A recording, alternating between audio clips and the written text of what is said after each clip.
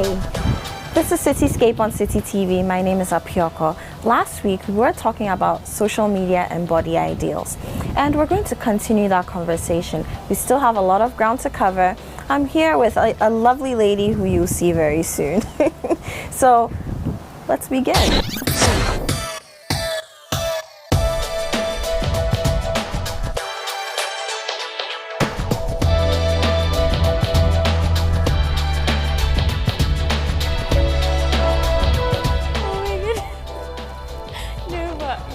Last week, you mentioned how much you like to share on social media.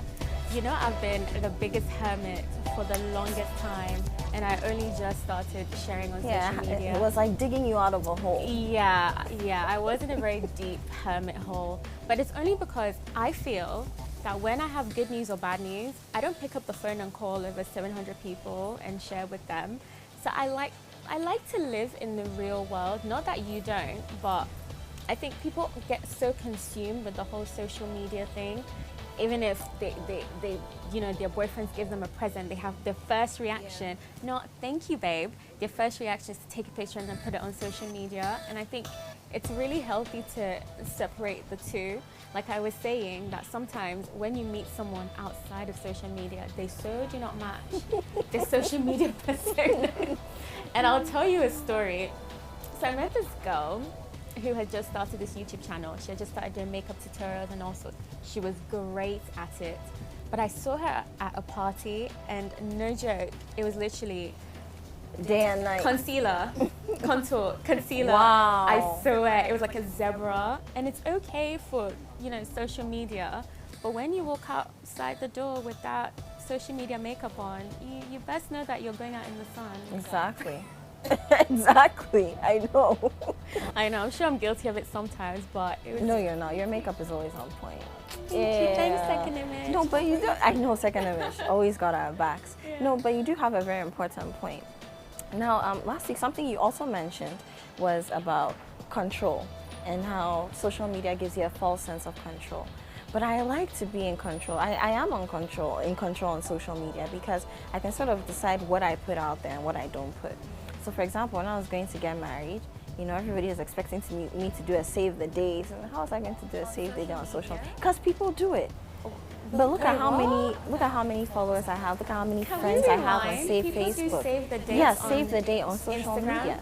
Instagram, Snap, Facebook, Twitter, you name it. You have a lot of money to want to feed all those thousands of people on your friends list. So there were a lot of people who actually, and one of the things we even had to do, even without social media in the mix, one of the things we had to do was send out the invitations at the last minute. Like we were saying, between a week to the time and you know, and when it was actually happening.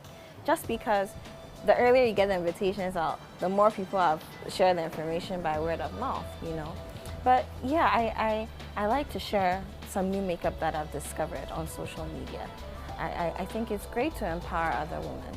I like to share some highs and lows that I'm going through. You know, I write poetry. I love to share my poetry. I feel like I get to touch people. Look, recently I wrote a poem about some of the trials you tend to face in marriage as time goes on. And I had women in their 50s, 60s, 70s just messaging. I didn't even know they were on social media. I didn't know they followed me.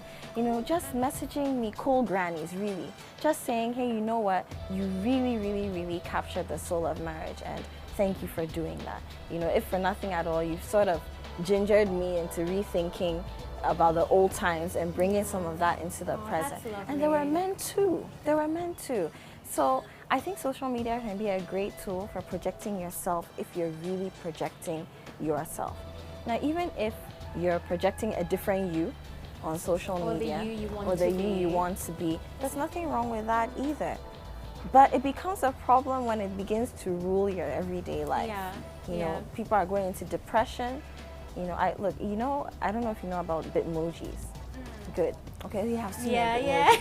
So basically, for those who don't know, you have an avatar, and exactly, it can look like you. You can tease it to look like you. Well, it's supposed to, but I've seen very dark people, MFR, very dark people with white Bitmojis. Oh, come on. And I asked them maybe why. they didn't know how to do it. No, it's not that. They actually want to look that way. And this is both males and females.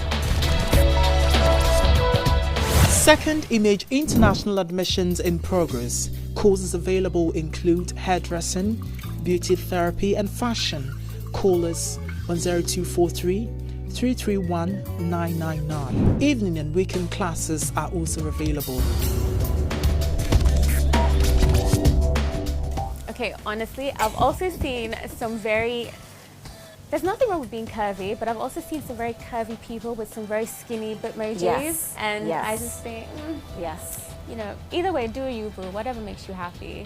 But the thing is, even if you want to be in control of your life, and you want to look a certain way on social media, you need to understand that you've also got the power to do that in real life. Very true. But I guess with social media as well, with some people, because they are always trying to do things for the feed, I mean, I'm going to the gym, I'm having this shake or whatever, indirectly, they are living a healthier lifestyle because it's pushing them to go to the gym. Very true. Very I guess. True.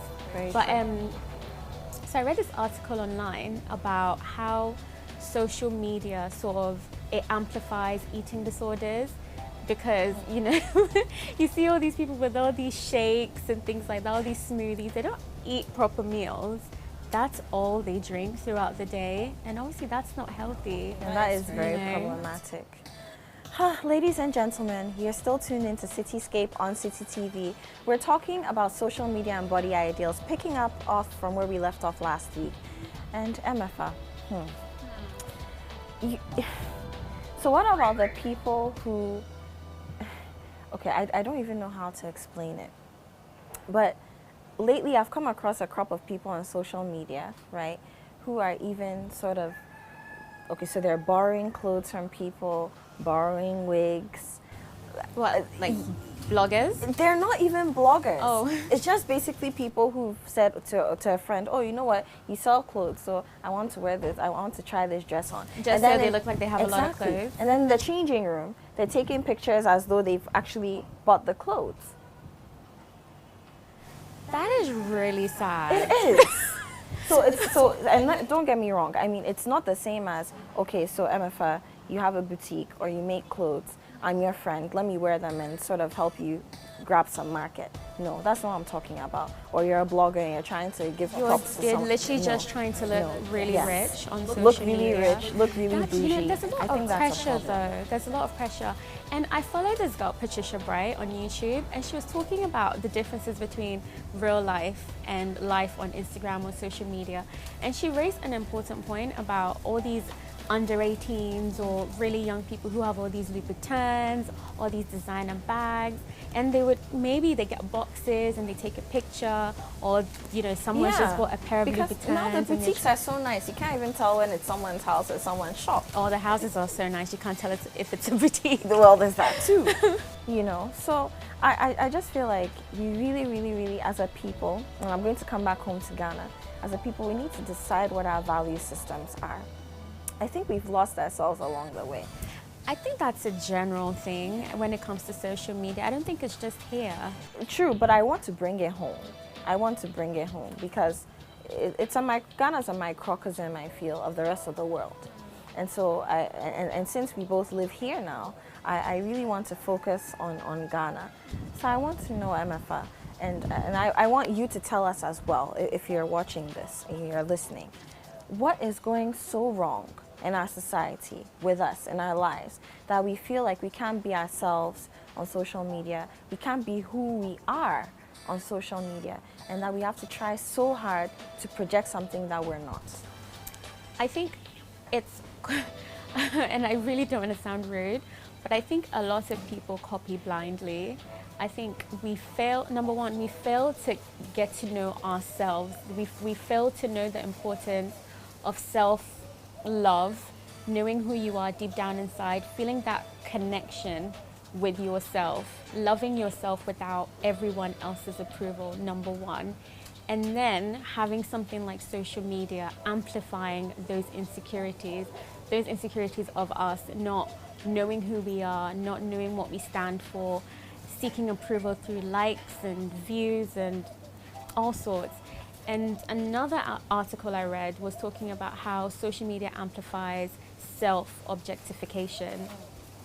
which is basically treating yourself as a thing or an object, and living through someone else's perception of who you are. So if you put yourself out there and someone makes a random silly comment about, you know, your appearance or what you've posted about, instead of maybe refining your views or exercising a bit more or living a healthier lifestyle, a more holistic lifestyle, you start to live based off of what other people think you should be doing. And then I guess if you don't take a couple of steps back to evaluate who you are and what you're doing, you get lost in that whole social media facade. So I think it's important to teach our youngsters to know who they are and to love who they are. I mean, we're not all going to be the same, and it's great to be a weirdo, because it is. Who wants to be vanilla? Happy weirdos. So, you know, just loving who you are and knowing who you are, knowing what you stand for, and then knowing that, you know what, if I'm posting this, it's because I want to post it, not because that's the trend or that's what's trending or that's what people want to see. Just staying true to who you are. And I think that's really where it stems from. That's where the solution to all of this stems from. I totally agree with you. So ladies and gentlemen, you've been watching CitiScape on Citi TV. It's been a great conversation. We've done a part 2 about social media and body ideals. We just want to encourage you, my sister MFA and I, to be yourself and be happy being you. If you are unhappy and you feel like you need someone to talk to, please do comment down below or send us a message. Our social media handles are also on the screen. Talk to us. We can get you that help, because guess what? The last thing you want to do is be so unhappy with who you are and what you look like, especially, that you know you're turning into a shadow of yourself, a ghost of who you once were. And I mean, that can lead to depression, so many other mental issues, which again, we don't really pay attention to in Ghana. We don't need you being sick, okay? So please reach out to us if you must, and we'll see you next week for another exciting conversation.